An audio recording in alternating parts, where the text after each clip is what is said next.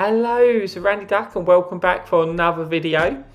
This time we've got 3 replays for you in the new, or should I say re-released, tier 8 Japanese medium tank, the Edelweiss. Yeah, it's finally came back out. This and the Nameless, they released a long time ago. And for whatever reason, it wasn't able to be sold again, but we have finally been able to be re-released, and it's available to be purchased in the store at the moment. So what do I think of this tank? Now, what I will say is I personally really enjoy the tank, but it's not necessarily a tank which I would go recommend, like go out and buy this. For example, like the Dragon, for example. I think it's like, it's a tank which I'd say, oh yes, it's an incredible tank. It's a really good tank.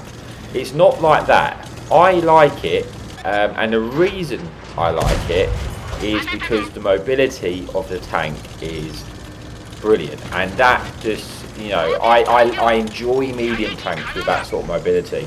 It can get to 60 kilometers an hour. And it's not, it gets, and the thing is, it gets to that top speed, which is obviously a really good top speed for a medium tank, but it gets to that top speed with ease, and you're able to move about the map, relocate very easily indeed, and that's my reason for really enjoying the tank. But what I would say is, it's a medium tank which is not necessarily the easiest to play, and that's because, although technically it has 8 degrees of gun depression, it only has those 8 degrees of gun depression over the side of the tank. And with the nature of the tank, with the shape of the tank, it's quite a tall medium tank, it's a short but quite tall medium tank. It can be awkward to get that gun depression to use it really, and there's a lot of situations where it can be quite situational. And as well as that, the standard rounds on this tank, if you're using it for a credit maker, the standard AP rounds are not very enjoyable to use because the shell velocity of those rounds is so poor. The penetration is not great either, but it's not the end of the world for me. Like, the penetration is never really the massive downfall. For me, it's the shell velocity, and I find it a little bit frustrating, combined with the fact that the tank could be a little bit derpy. And yeah, I think those reasons. So that's why I'm firing full APCR, and that does make the tank a lot better. I'm not going to lie, because the shell velocity in the APCR rounds is actually pretty decent, and it definitely makes the tank a lot more reliable to play. So that's my overall thoughts on the tank anyway.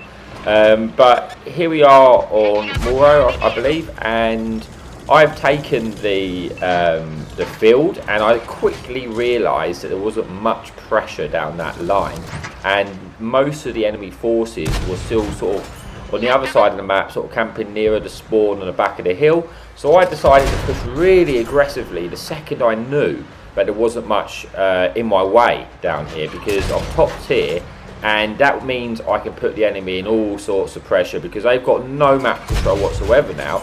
They're stuck in one location, and I'm able to get some easy farms here. I'm not getting lit because obviously I'm outside. I've got a lot of foliage in front of me. I'm getting some decent shots in there, and already I'm putting myself up to 3,000 damage, because the DPN on this for 240 alpha is actually pretty decent. And when your shots are hitting, it's quite good. And yeah, that's what I say. This is one of those. That's my general thing with this tank. So basically, I would say I'm not going to shout out, buy this tank, buy this tank. I mean, if you like the mobility of the mediums, I mean, it's definitely got that. But it can be awkward to use, that gun depression at times, and it can be a tricky tank to use. But yeah, I certainly enjoy it. And obviously, I guess if you were a collector, then you don't know if they're going to come back up on sale again. So it's always worth picking them up if you like them. You're addicted to collecting tanks.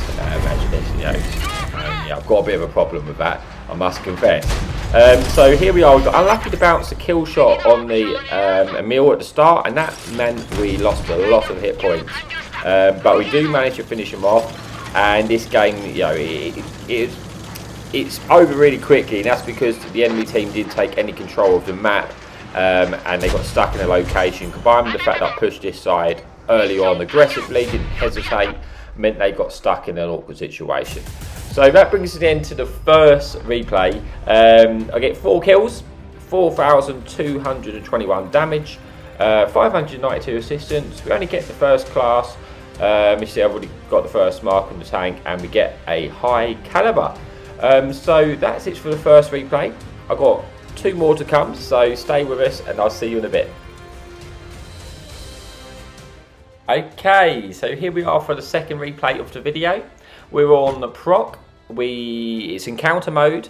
There's 2 fun police in a platoon, so that's a bit scary on proc. And we're platooned up with Big Rossi. So yeah, so let's get started then. I'm going to do what I usually do and push up to the ridge lines in the middle, see if we can spot anything, see if we can work any damage. Now there is a lot of light tanks and there's a lot of artillery in this game. I think there's 4 lights, 2 artillery.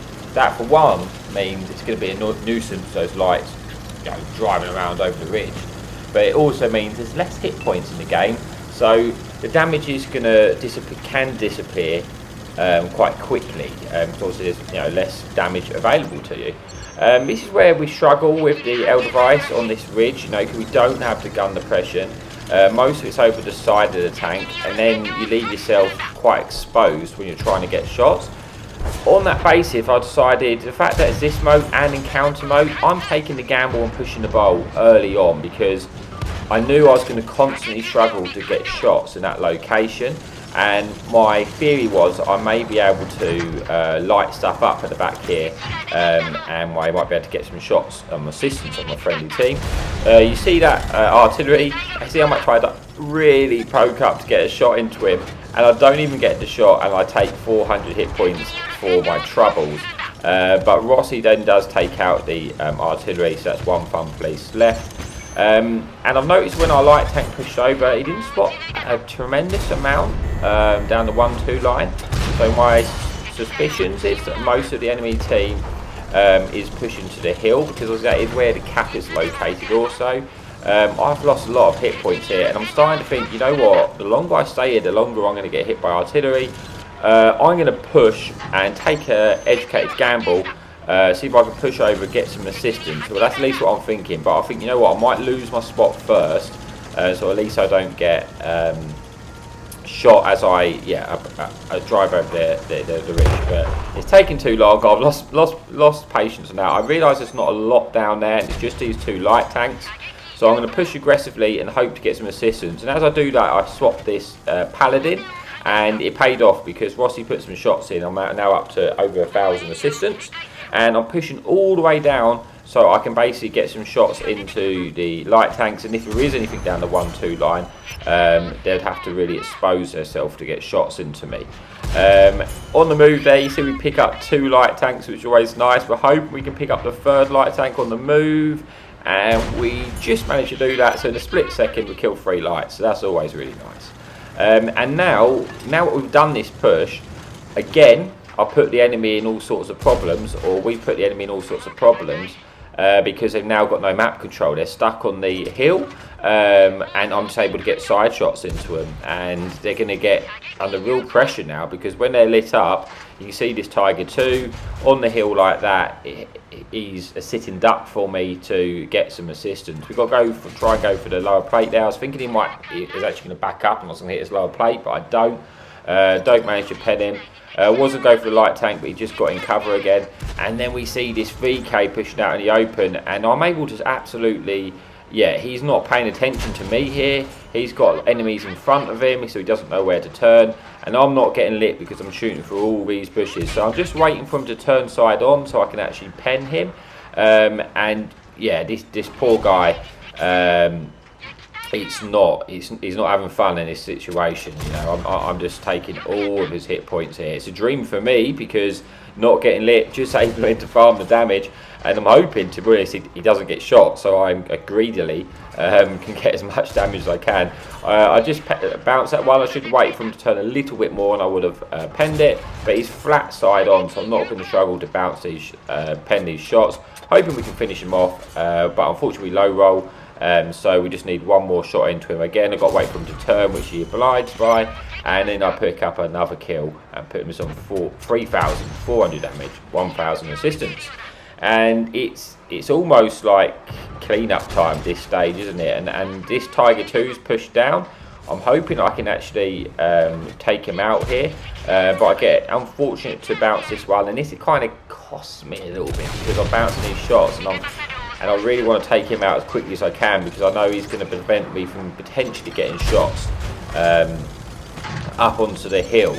But I'm taking the play that, you know, whilst he was moving in, I'm moving in, and I decided I was going to full send this Tiger 2, and it could be a little bit of a mistake. I mean, I was thinking it was my best play to get the damage, but I was hoping I could kill the Tiger 2 before he could kill me.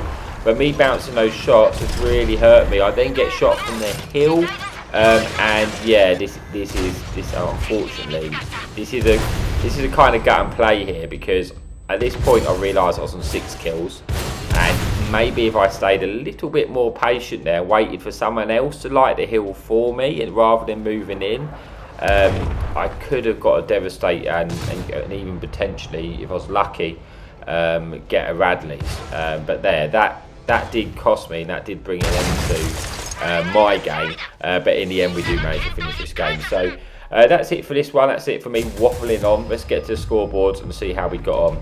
As you can see, we confirmed, picked up the top gun. We've got 4,000 damage, 1,323 assistance, high caliber. So we did have a really good game. Unfortunately, it is only first class again, but that may change in the next video. So stay with us, and I will see you in a bit for the final video of the replay. Okay, so thanks for staying with us. We're finally here to the final replay of the video. And we're on El Amain. We're top tier again, and we've got one enemy fun police in the game. So yeah, it's a pretty good matchup, and yeah, I actually really enjoy this map as well. Glad they brought it back. And yeah, so what I like to do normally at the start of this one, if you've probably seen me play this map previously, this is my favourite spawn to get. I like this side a lot better than I do the other side. And that's because you can quite often at the start of the game get some nice early damage in, maybe some nice early assistance in by pushing an aggressive ridge line position in a more central of the map on this side to try and spot the cross.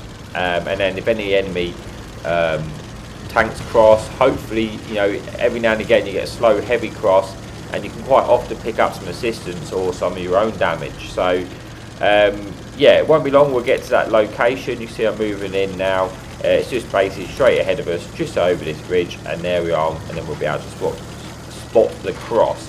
There is, I think, only one enemy light tank in the game, and as we're moving in, he does spot to us. I take an aggressive position to this route because it's important I get there as quickly as possible, but as we are lit, I'll probably, you know, potentially get shot at by the artillery, and I do there. But we do then lose our spot. We see this dragon cross, we don't bother taking that shot, so it's unlikely to hit, and I probably would have got spotted in return. And you can see here, I'm just waiting now to see if anything crosses, see if we can catch anything out. Sometimes I like to push up to the right, up to the top, just to really increase my view range in a maximum amount to see if we spot anything just like that. And we did. We spotted a Carnarvon nice and early, and unfortunately for him, he's near caught out here. You've seen how I'm having to turn my tank side on here, so I'm able to get this gun depression. If I was using over the front of the tank, I wouldn't hit him, but you know, that's what you need to do. You need to go over the side of your tank to get the most gun depression out of the tank. And he obviously doesn't have a brilliant crew, and I'm able to stop this, shoot this guy and get unlit in return. I do finally get lit, but we've taken most of that guy's poor Carnarvon's health. And you know what? I'm not going to stay here now and just be fodder, just be meat for the enemy artillery. I want to just move in. I've seen there's some damage I can get from the other side of the map, and that's why I like this tank, because I've got the mobility. It doesn't take me long, straight up to 60 kilometers an hour, and we're in a new location. We're at where the damage is now, and that's my enjoyment of the tank. It has a lot of downfalls, but that is, for me, a big positive. Get lucky there not to take a damage off of that CS52 list. But we've got this poor S44 caught in an awful position now, because I've got lovely shots shooting down on him. I'm able to do the old peekaboo, and then the brass finishes him off.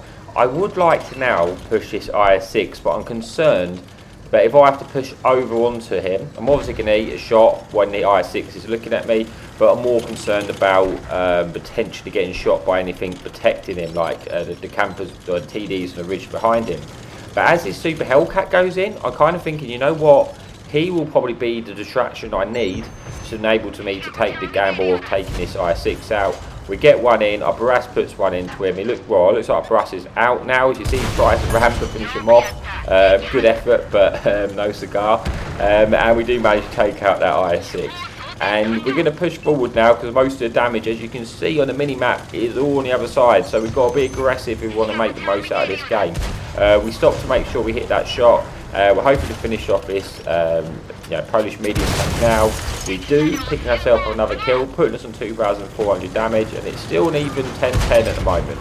But we're pushing it in. We've got a nice snapshot into the artillery. We're going to aim the second one just to make sure he doesn't get away.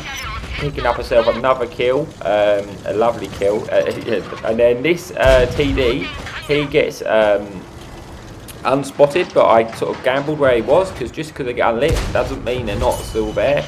And we pick up another kill, putting us up to 3,000 damage, and now into 9 versus 7. So it's looking a lot more comfortable, this game, for us now, just because I know the enemy have got bogged down on the other side of the map, and we're coming behind them, and they're going to be in all sorts of pressure again. Again, the Dragon gets unlit, but we predict where he's going to be, and we pick up another shot of damage. As we're moving in, we're hoping to finish the Dragon, but this medium, the T43, takes the shot for him like a hero, and then we're hoping to try and get another one into him, hitting us up to 4,000 damage. There's still 5 tanks in the game, so I'm really just wanting to be as quick as I possibly could, making sure every shot counts now, because the damage is going to be disappearing shortly, and I want to make the most out of it. So we're now up to 4,400. We can afford to eat a shot now. It's the end of the game. We get another one in. We try to just avoid getting shot again, or make it difficult, and we do bounce one, because this tank can bounce shots. You can actually side scraping the tank as well.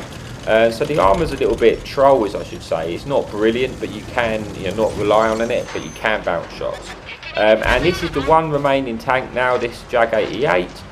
We've got a lot of hit points left, so we can afford to eat a few if we need to, just to make sure we secure this damage. At this point, I'm just hoping I can get above the 5k mark. I kind of then waited for him to get shot in the lower plate, but I don't aim down into his lower plate, so that was a little bit silly. But we're trying to get another shot into him. We do, putting this above the 5k, and now it's just about whether we can get this kill. We're getting us another kill. We put him on a one shot now. I'm kind of expecting not to get the kill, but someone bounces on him, and then I'm able to pick up the kill, and that brings us to the end, and maybe we'll get the ace tank in this game.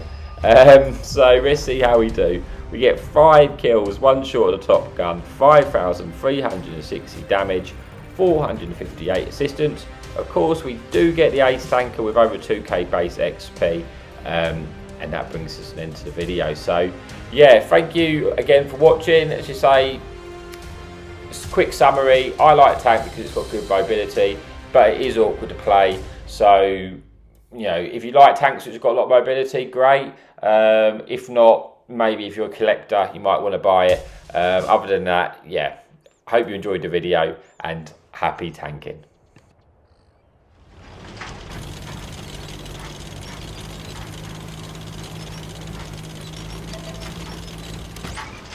Enemy in sight! Hadouken!